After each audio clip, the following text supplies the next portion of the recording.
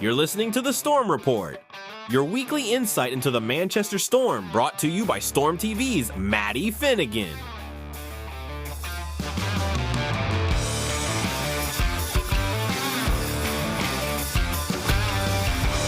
Hello, hockey fans. Welcome back to the Storm Report. This is episode 17 of your exclusive and official podcast here with the Manchester Storm. Right off the bat, I want to apologize myself for a bit of lapse in consistency. I have been away on holiday, but I haven't been able to miss the action because even though I might have stopped, the Storm haven't stopped. In fact, I think they've played the first triple header in recent memory. I can't remember the last time any team in the Elite League played 3 games back to back to back, but that might just be my memory not serving me there. It definitely feels new to me, but I wonder if the man rejoining me for this episode, Joe Morrow, I wonder if this is something that you maybe have experienced before. But first of all, it's good to be back on here with you. How you doing? Yeah, absolutely. First off, I mean, tell us a little about your vacation. Any staple points, any bullet points that you want to share? How was it? Well, just from watching a lot of Leafs hockey, there was a lot of different sponsors that I wanted to go and check out every time the play stops and they talk about Boston Pizza and all of that. And it's literally just like a random chain. It's about like what you would expect a Pizza Hut to be, but I was just in awe stood in this building because I was just reciting the ad in my head. So yeah. I had probably a weird tourist schedule, but I had a great time. Got to see some friends and family as well, and had a blast. So yeah, really good, really refreshed and ready to come back. But yeah, triple header hockey. As if the 1 week that I was out, that was when a double header at home gets scheduled. So I missed out on both of those. But right. You were there. What were they like? Yeah, I would say, unfortunately for my body at a young age, triple header hockey, 3-3 was very common in the American League when I played the first year where there was the lockout year, and the year after that, actually. When I played in Providence specifically, the Bruins farm team, we had 3-3s almost every single weekend. So we would play Friday, Saturday, and then Sunday would be a 2 or 3 o'clock game, usually at home. And then we would play Wednesday, Friday, Saturday, Sunday, Tuesday, Friday, Saturday, Sunday. So it was it's definitely not foreign to me. And I don't think it's very foreign to guys that have played in the East Coast League or played in the American Hockey League. I will say that the NHL definitely did not have 3-3s. I think the travel schedule and a little bit of televised, broadcast networking issues would come into play. But it's exhausting. But at the same time, it's fun because it doesn't give you anything else to think about except hockey. It's just you wake up, you play the first game, and then you go to sleep and you wake up and try to get a nap in to recover for the second game. And then you wake up and you play the third game. So it's fun. And luckily for us, we had a pretty successful weekend. So I think it was good for us. I would say it was good. I was going to ask if the preparation for a triple header night, if that's any different to how you prepare regularly. You've kind of settled in with the usual schedule of the Elite League now. How does that kind of change in the week building up to that? I think it plays a pretty big role in it. It's definitely in the back of everybody's mind when you're coming in knowing you're playing Friday, Saturday, and Sunday. I think a little goes to the side of recovery, a little bit more attention to detail. Practice schedule gets a little softer, so you're basically just trying to keep yourself in a position where those 3 games can be played at the highest level possible. So I do know the practices were a little shorter. Our gym sessions were a little more towards the recovery side of things. Just making sure, I'm sure guys ate a little better. The meals were a little better, probably a couple extra hours of sleep over the duration of the week. So I think that's the biggest key is just preparing mentally for that and making sure that the physical side of things is right in the next step too. There's certainly a lot of hockey to break down in this episode and a lot for me to catch up on, so I'm looking forward to it. But first, I want to just say that in this podcast, we will be going over the games that are happening this weekend at the time of recording, we have a chance to play spoiler in Sheffield's push to retain the league title. That will be in Sheffield away. And then there is the retro night against the Devils, and that's going to be a lot of fun to kind of build up to. So stick around. And then also at the end, there's going to be a bit of something different. Joining us for the third time on the podcast is your owner and general manager, Ryan Finnerty, to answer some of your burning questions. It's going to be a cracker of an episode. It's good to be back. And let's just get right into things with game one. So, played 2 games against Coventry in this week, and we did pretty well against them. Things started pretty fast as well. A goal inside the first minute. Was that just planned, or was that a bit of luck, do you think? Probably just a bit of luck. I think everybody was excited to get the weekend going, and especially being at home for the first game, knowing that you have the second game at home also. I think everybody just kind of fed off the crowd, and we're excited to play. So when you have a long weekend like that and you know that it's going to take 3 games, I think you're more or less just excited to get it started, because then you know you're in it. So I think that plays a pretty big role in it. And then one thing that I like to do when we get to the end of the season, when I'm thinking about commentary, is having a look at what players individually have stood out in series when teams have played against each other. And going into it, if I was on the commentary team, I would have pinpointed Alessio Luciani anyway, but it would have just been a very lucky pick, because after Stephen Johnson scored to put us up pretty early, Alessio Luciani, let alone the Coventry Blaze, Luciani himself scored 3 unanswered goals to have a hat-trick inside 2 periods. What went wrong there? Yeah, I mean, that's pretty crazy. I honestly, I didn't even know it was, I didn't even know he scored all 3. I think that when you score early, you're obviously the most vulnerable. I think the emotions are high. You think that the game could be a little easier than what you previously thought it was once you score that early. So it kind of plays against your mental side of the game, coming from a standpoint of being excited to play and getting rewarded that early. I think that you definitely take a step back, which obviously we did. And everybody that was there could definitely tell and definitely understood that, but they also would have seen the result, and knowing that every single game means so much to us now, that we get that backing from the crowd and we get that support, that people are still showing up, seeing what's going to happen here in the future. And luckily for us, those 3 goals, got deleted pretty fast, and come into that third period, we did our best, did basically everything we could. So that was fun. Yeah, because just as Coventry scored 3 unanswered goals, in the third period, Storm decided to, anything you can do, we can do better. All 3 goals, though, is what I wanted to ask you about. All 3 goals were on the power play. So it's really a case of taking advantage of opportunities when they're given to you. And we've spoken on this podcast before about the special teams being a bit of a struggle this season. But I tell you what, it wasn't in this game. Tell me about it.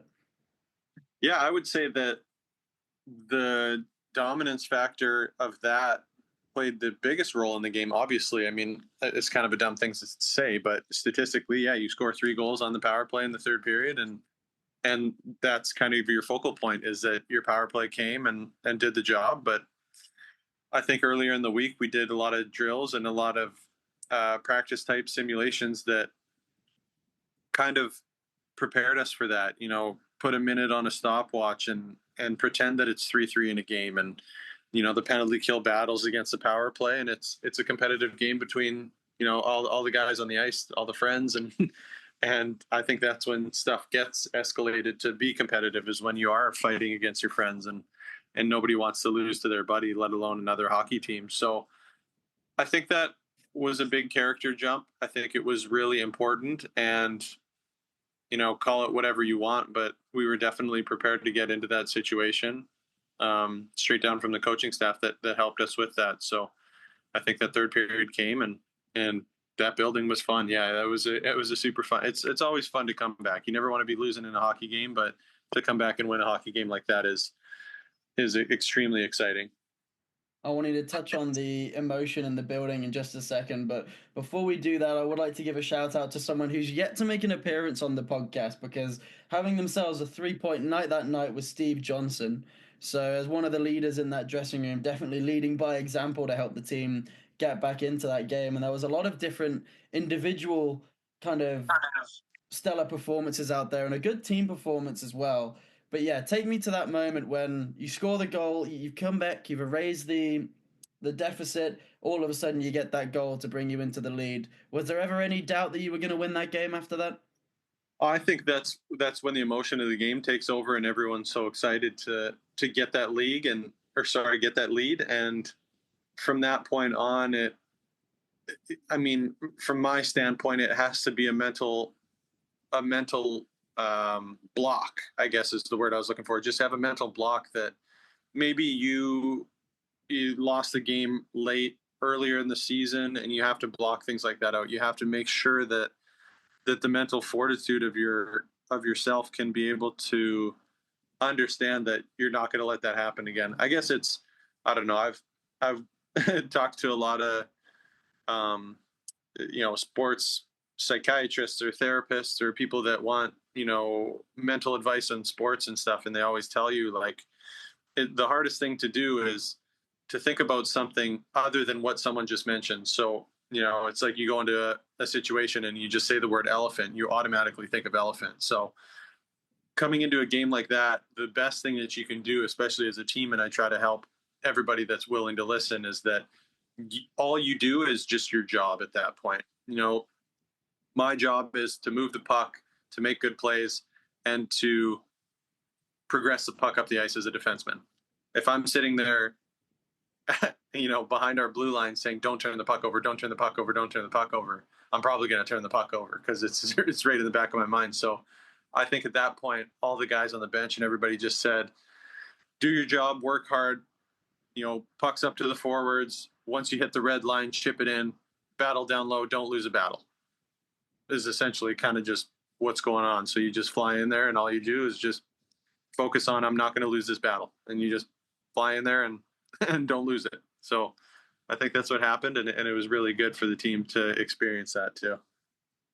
This is a hockey podcast. I'm going to try and tick off as many of the typical hockey cliches as I can. Something that people always like to say in post-game interviews is there's an aim to try and play a full 60 minutes. Yes. So you can scratch that one off your bingo cards at home. But I would say that you guys played a very good 40 minutes in that one. And it was good enough to get you guys back into the game and ahead as well.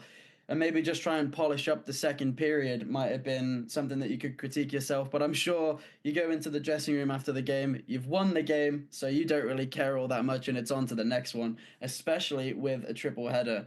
So yeah, well done in game one. Now it's game two.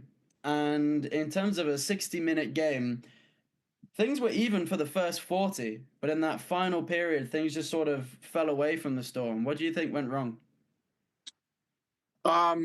Yeah, I mean, we definitely played a really good first period against what I think is an outstanding team in Nottingham. Like, I mean, those guys can skate. They're skilled. They play a really good system.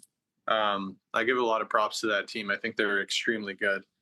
But we hung in there for the first period and the second period, and then ultimately you drop down to 4 defensemen in the third period, and things can get tiresome and things can kind of go downhill. So.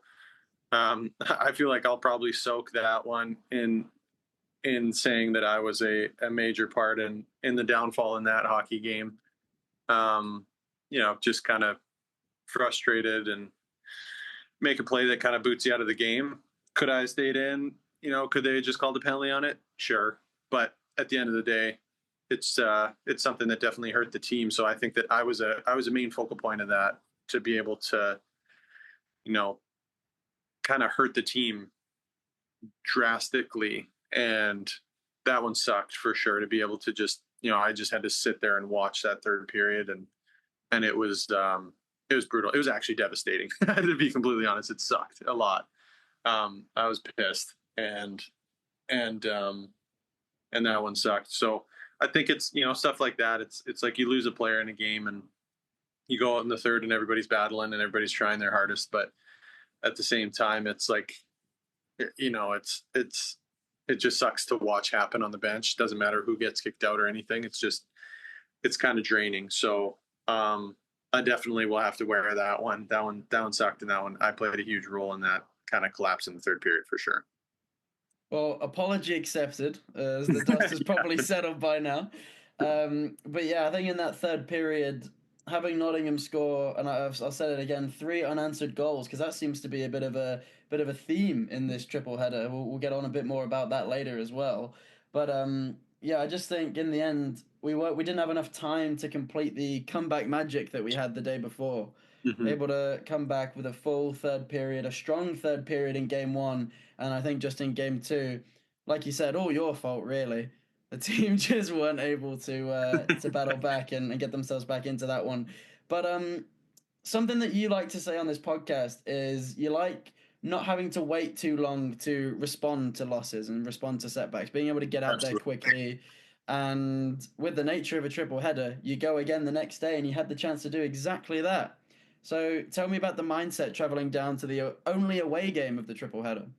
Yeah, I would say that the majority of the guys kind of getting onto the bus there pretty beat up. Usually you have kind of a day off or you get to reflect on the weekend after two games, and having to pack up the bus and head out is obviously not ideal. But I think that the mood when I got there was good. I think that the initial win showing that you can beat Coventry the first game definitely helps the mental side of things to be able to propel you into a good state of mind, saying, we can go down there and we can win this. And getting 4 or 6 points on a weekend is, if you did that consistently all season, you would be in the upper echelon of this league for sure. So I think that was the mindset. That's what it felt like.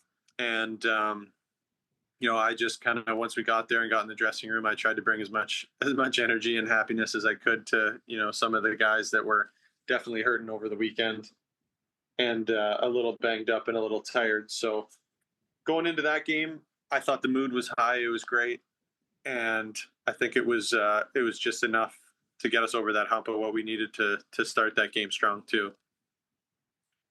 In the end, Storm were able to get the victory over Coventry, I should say, in both occasions. So Storm fans definitely have the bragging rights for that little matchup for now.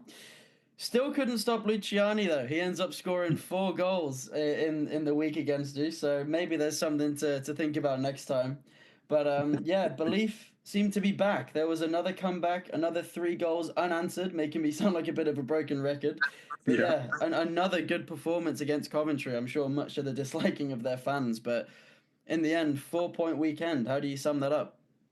Yeah, I would say it was summed up by overall pretty consistent, and I think that that's what we've been searching for all season, was that consistency. And to come at a time like this where we don't just want to win, we need to win. And I think that was really important.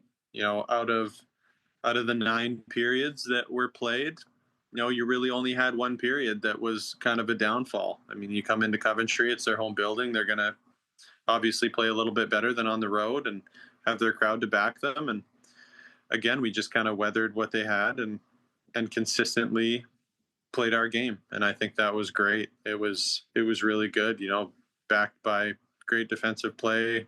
We scored the goals we needed to score. Our forwards played great, and goaltending was incredible. So that's just the full package we need, and we need to consistently do that. It's unfortunate that it's starting to come now, but at a time that we need it is better late than never. So that's got to be the focus point coming into this next weekend also. Took the words right out of my mouth. I was going to say better late than never. Yeah. And this weekend is up now. We're going to talk about the 2 games that we have to play. We have Sheffield away, and then on Sunday night, it's Retro Night versus the Cardiff Devils. We'll start with Sheffield, as they are only 2 points off Belfast in their bid to retain their league title. And the Storm do have chance to play a bit of spoiler in there. Belfast have 1 game in hand, so they'll probably be arguing against me there, saying no, we'll be fine. But Sheffield need to win games to put the pressure on, and at the moment, Sheffield have won all Elite League meetings between us and them so far this season. So what's it going to take to get over the line and in that final meeting in Sheffield come away with a win? Yeah, also broken record. I think it's going to take that consistency, just like a Nottingham game, just like a Cardiff game. If we have any lapse in play, they'll definitely pounce on it, especially when you're hot and you're rolling and you're doing well. Those are the scariest teams. So they've been doing good. Like you said, they're a couple points back, but again, we're kind of like the I don't even know what caged animal, boxed in animal. You chase a cat into a corner, whatever you want to call it. It's, we have nowhere to go and no one to blame, so we just have to play the best we can possibly play. Like, we need the wins to just get into a playoff spot. They need the wins to get to a title position. So it should be a good game. It'll be desperate hockey, desperate from us and desperate from them. So it realistically, it should be a great game, and that's all I hope for every time I put my skates on is just a great hockey game. Somebody that's going to skate out there and battle with me, and somebody that's going to battle against me. So I think that's definitely one to tune into. I always like going to play in that building. It's a great rink. It's bright. It's loud. It's fun. Doesn't matter if I'm the away team. I think it's a great opportunity for us to get that first win in Elite League, whatever. Yeah, I was gonna say we were able to beat them in the Challenge Cup, but that was at the Shelter. That was a 4-3 overtime win earlier in the season. But yeah, so far Sheffield have had the better of us, over us, I should say, in their own barn. So maybe it's about time for a change. If we're able to do that, then we can take those 2 points back home to Retro Night in Cardiff. First of all, by the time this goes out, the retro jerseys should be out. I believe you've had a bit of a sneak peek, so what do you think of them? Yeah, I always enjoy the retro nights. I think it's cool to see the graphic design changes from past to future. It's really neat. There's a lot of good minds that go in behind, marketability of things, and just something that's appealing to people's eyes currently. So I think they're cool. It's great. I'm looking for. I mean, I loved all the jerseys this year. I don't think I could pick one that was my favorite, but this one's nice. It'll be cool, and especially having a little history behind it. And we've already played a couple teams actually on retro night. I think maybe two, or at least I remember seeing the jerseys. So it's good to get our chance to get in there, and yeah, hopefully brings us some good energy. And could this be the time to pounce on Cardiff as well? Because they have a bit of shaky form at the minute.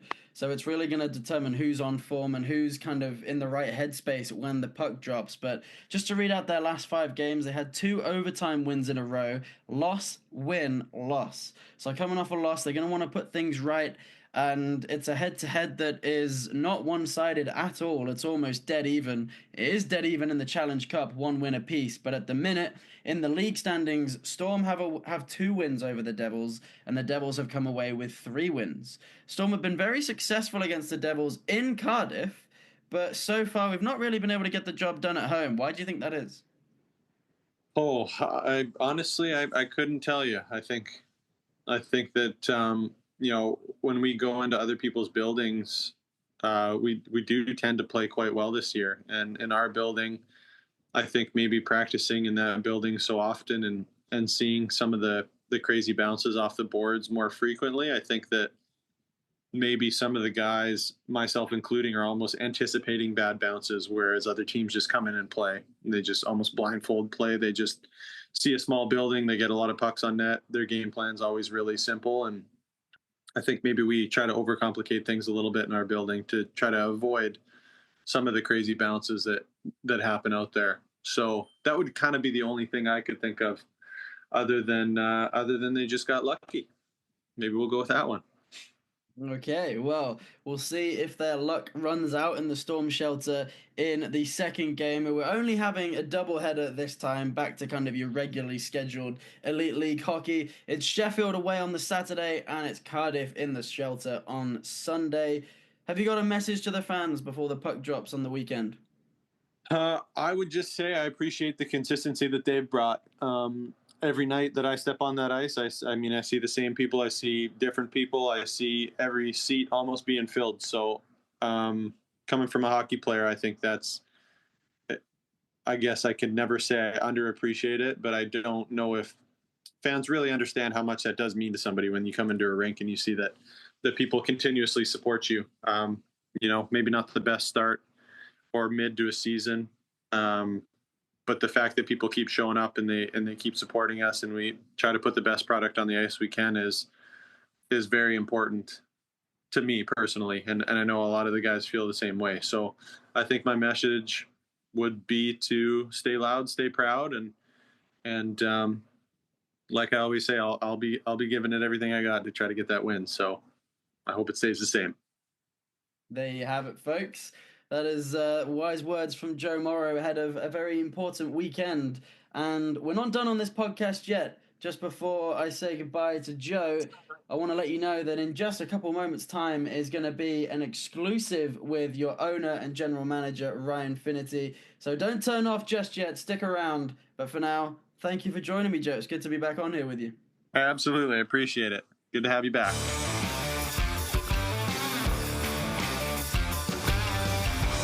Joining me now, it's his third time on the podcast and third time from his car.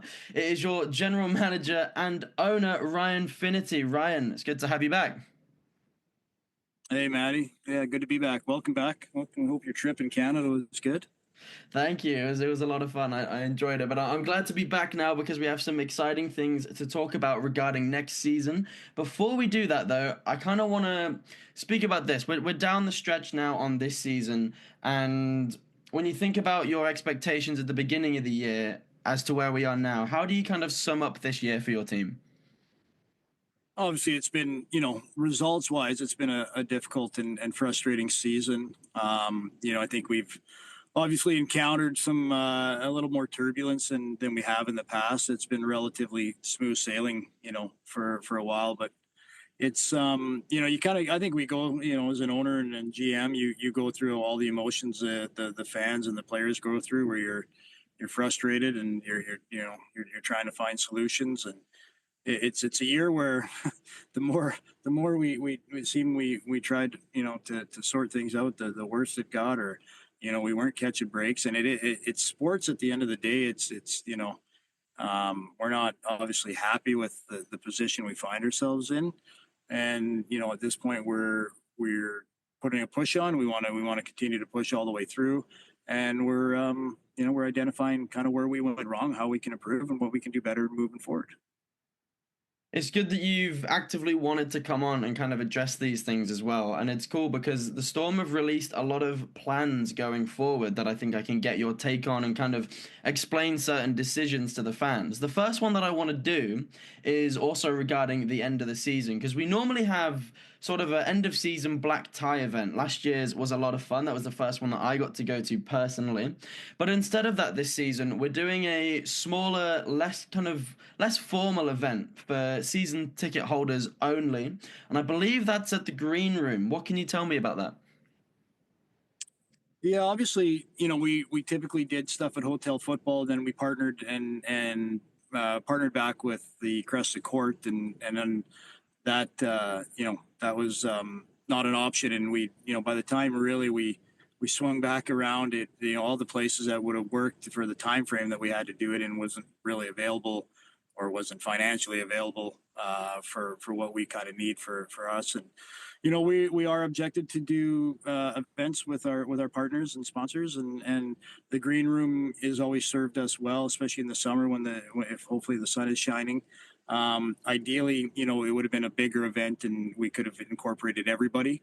And I still think that is a possibility, depending on the numbers and the inquiries, that we can open it up to not just only season ticket holders.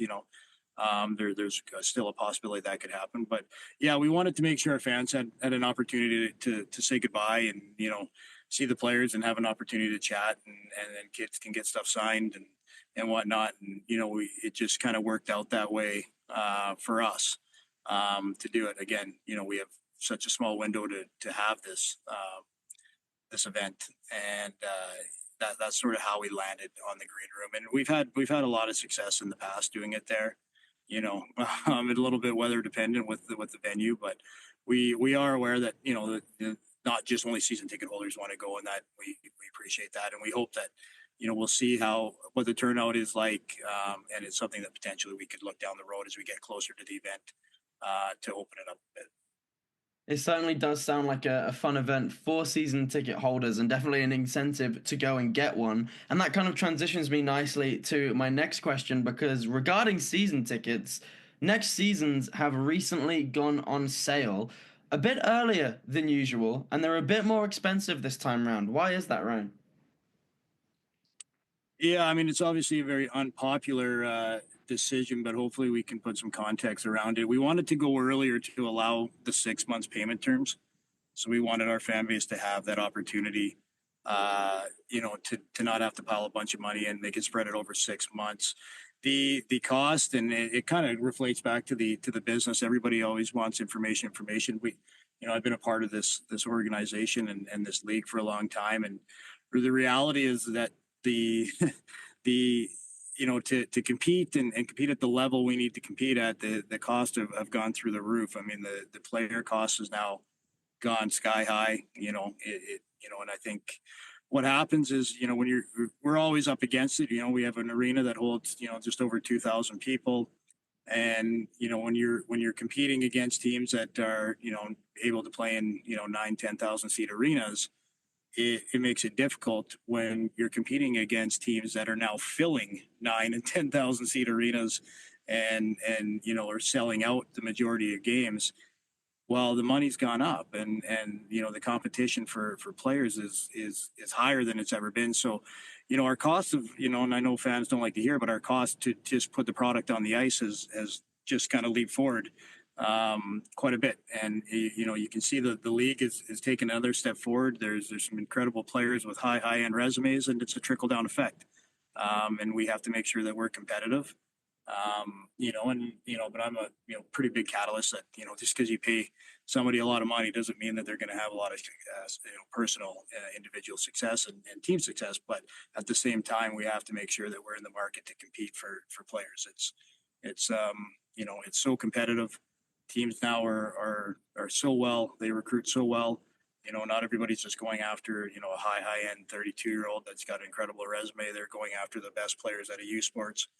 And that guy's now making far more money than what his market value would have been 2-3 years ago. So, and that's sort of like where we kind of fish out of. We tend to try to find those guys and get them and like have them have a breakout season with us, and as opposed to trying to find somebody who just came off a breakout season.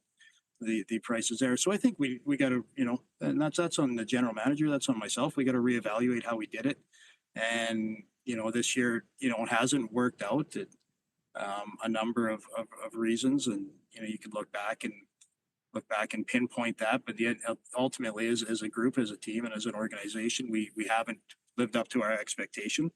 I think it's always tough. We've been there before, finished second, and then had a lapse the next year, and last couple of years been pretty smooth sailing, and this year we got hit with a little adversity, and we didn't come through the way we wanted to. So we have to kind of have to step back and analyze where, how we can improve, what we can do. And, it's a long-winded answer to the season ticket thing. And we just felt that we needed to push it up to have that. And I appreciate where our fan base is coming from, but at the same time, our goal and our number one goal is to try to compete and win. And, we've done that on a handful of seasons on, against kind of all odds with what we have to work with. You don't have very many revenue streams when it comes to hockey, and your bums on seats is by far your number one. And we obviously lack severely in that compared to the bigger guys. So we have to find creative ways to do it, to compete. And this year it didn't work out. So we have to, we're in a midst where we have to kind of have some self-reflection, and, it's the responsibility lands really at the general manager's feet and downwards. And we have to make some adjustments so we don't find ourselves in this situation moving forward. I think fans across the league can tell that it's been a more competitive season this season. You speak about the difference in recruitment for all the different teams, and I feel like there has been a level of compete that's just risen this season. I've really felt that, and I feel like that's kind of led to us needing a much more of a bounce back season next season. So I kind of want to ask you a bit about that. For this next question, I'll put myself in the shoes of a fan. Say I've just spent money on a season ticket. What are the plans for me as a fan next season, as far as you're aware? How can we bounce back as a team? Well, I think we've been here before. It's not uncommon that we've gone from a great season to a poor season, and we found our way back. Obviously, the club is going to have potentially a new kind of identity moving forward. I think when we're at sort of the tail end of maybe this cycle, which means that there will be obviously some new blood like there is every year, and we have to put a competitive, entertaining team back in. We're working with the arena and Planet Ice every day to make that the experience more enjoyable for our fan base, and we take on board, like, obviously there's a lot of talk and communication, and social media is a great tool, not just for us but also for us to be able to kind of see which way the wind's blowing from our fan base. Now you can see the good and bad, and I'm certainly somebody who's been around for a long time, and I appreciate when fans get angry, and when when you're coming off a not so great season. Yeah, you need to expect some negativity and be able to kind of wear it and look and understand what the fan base is saying, and we want to make adjustments to do that. But ultimately, for everything for us starts on the ice. I mean, you get the product on the ice, you get a team that's competing, that's winning.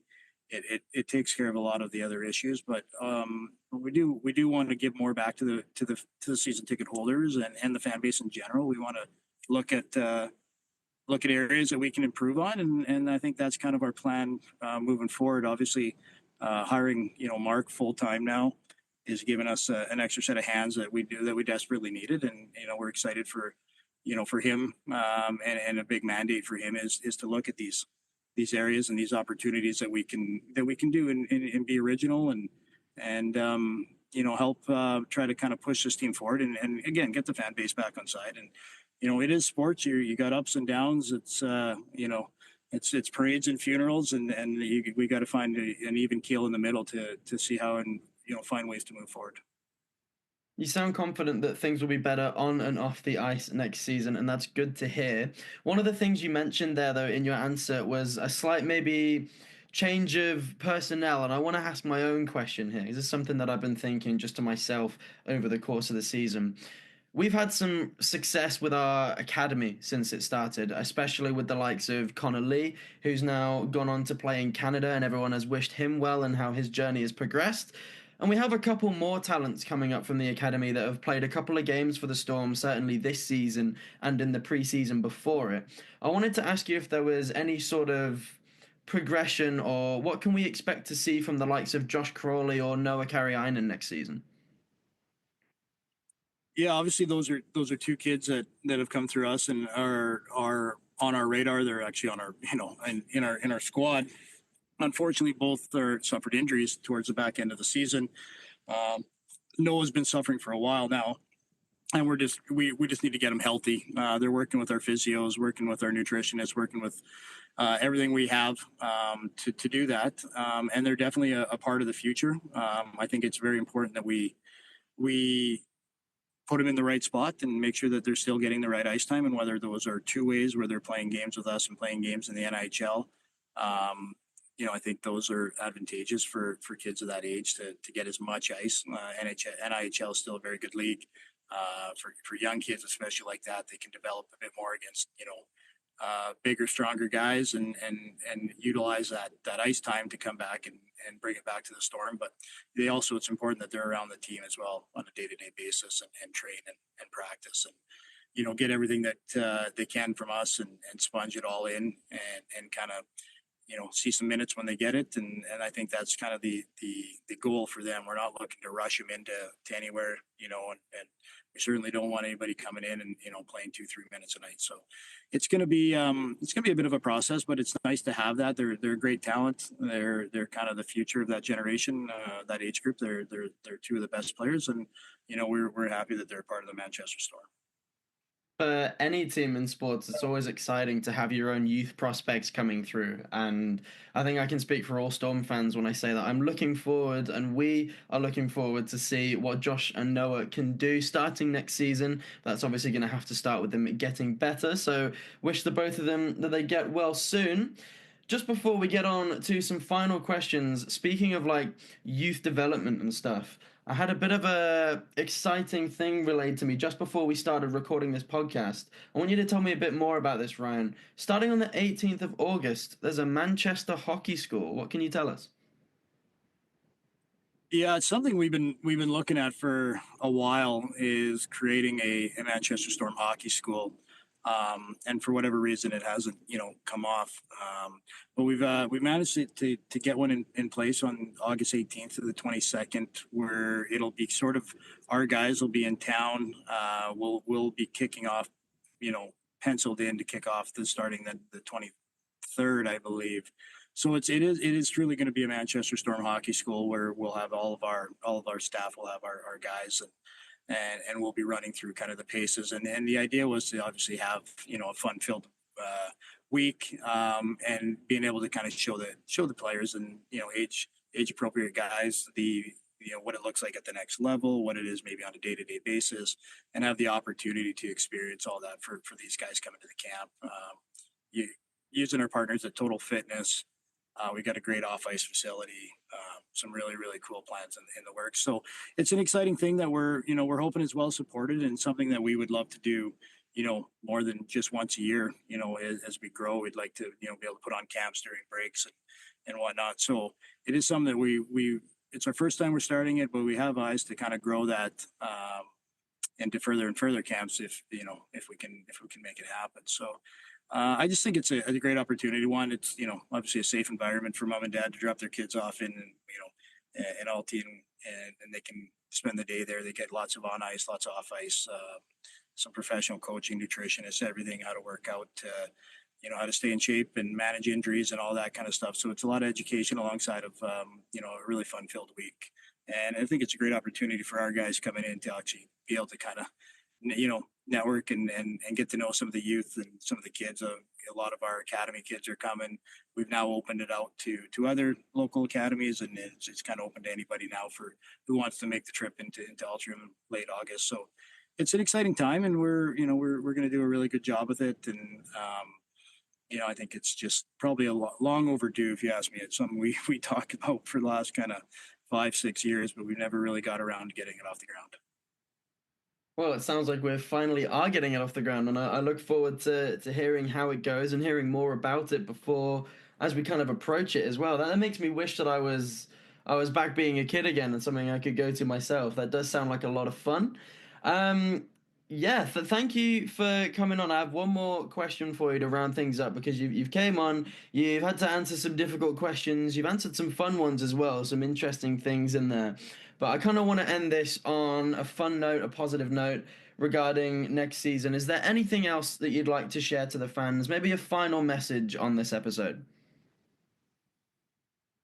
Obviously, it's been incredible. Our fan base grows every year. And it's one of those where, in tough times, you're looking for your fans to stick with you. We appreciate every comment we see. We understand that it's not been the easiest years, but just a heartfelt thank you, and to all our fans and sponsors and volunteers who continue to drive this great organization forward. We are doing everything now in the background to make sure that we are making the right adjustments to get back to winning ways, and get back to where we want to be and where our fans expect us to be. So it's, you hear it's an ugly term, but it is sport at the end of the day. And I love the saying, it's either kind of parades or funerals in sports. You're either winning or you're losing, and there's no in between. It's great, and it sucks to be at the bottom. So we want to make sure we're doing what we can, and we appreciate that. Appreciate the season tickets had to went up a little bit, and I appreciate all the comments, and I understand it's your hard-earned money at the end of the day, but there is a reasoning, and it isn't a club greed or anything like that. It is realistically, it is to continue to manage the ever-flowing expense of bringing in top quality players, and having the fun time of housing them in the beautiful Altrincham, and no prices seem to be going down. So it is it's necessary. But we appreciate all the comments, and we do understand where our fan base, it's never easy to do anything, especially after not a successful season. But the club will move on, and we got to now kind of finish strong this year and then build for next year. We have a couple more weekends left of hockey this season, and then I look forward to a bounce-back season starting very soon. It won't be too far away.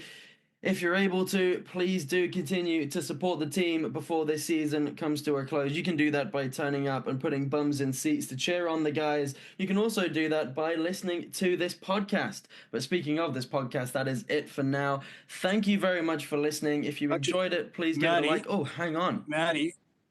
Yeah. Hang on. I actually did forget. I forgot about something. I think you can never really, we put out a statement, but we decided our retro night, when we look back, we feel like we've done the retro jersey so many times. And I know some of our maybe newer fan base or older fan base were expecting that, but we actually kind of look back after, we spoke to a lot of our fans, and we wanted to touch back on that 17-18 season. And that's why we chose the retro, which in hindsight, a lot of fans could argue it's not retro, but we just thought that was such a special year, obviously on ice. And then obviously everything that's happened after that with Hammy and obviously Pops and, a lot of key members in that team. So we just kind of thought it would be a good opportunity to honor that year. And we got some great videos and great, some of the old school guys from that year that a lot of our fan base still love that, talk about that year. I often think that was kind of the last year, the old school hockey before the new wave came in, where we had, we had a lot of toughness, and we kind of played it, we played a heavy game, and we had a lot of skill, and, you don't always, they're 1 in a million kind of team. But yeah, I just wanted to kind of kind of get it out there that was our reasoning for going back to that year. And, we appreciate that it may not be fit the retro style, but we just thought it would be a really cool opportunity, not only for the Hammond family, for Pops and all of his family who still regularly attend the game. So that was kind of our decision to look at that. And I've obviously seen some comments that it's not exactly retro, but and you could argue that Dallas is still playing, and we're going back to the jersey that he wore. So yeah, a little bit of fun there. But yeah, that was our idea anyways, was just something a little different. Obviously we do retro nights every year, so it's, we want to kind of mix it up a little bit. So that was the idea behind that. And, hopefully the fans can understand and appreciate and come out and support that night. There you have it, returning to a great bit of history for the Storm, even if it wasn't too long ago, and honoring some great players as well. I believe that is the end of the podcast, though. Thank you for joining me, Ryan, and thank you for you guys at home listening. I hope you've enjoyed this podcast. As I was saying, if you have enjoyed it, feel free to give it a like, a review, or a comment letting us know what you thought. If you really liked it, why not tell a friend and spread the word? For now, though, thank you so much for listening. Have a great rest of your day. That was the Storm Report, brought to you by Storm TV. Tune in next week for more exclusive insights. Tickets on sale now at manchesterstorm.com.